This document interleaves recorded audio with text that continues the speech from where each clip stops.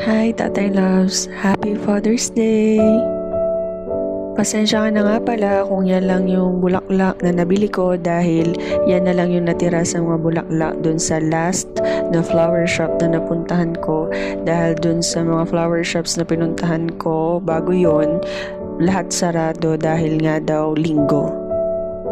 Yung cake mo nasa bahay kasi every Father's Day and birthday mo naman hindi nawawalan ng cake, pero dahil flowers at kandila na lang naman ang pwede kong dalhin, kaya yan na lang yung binili ko at dinala ko dyan para sa'yo. It's been 10 years? 10 years na pala kaming nagse-celebrate ng Father's Day na hindi ka namin kasama. Pero looking back, parang kailan lang nung nawala ka. Totoo pala yon na kapag mahal mo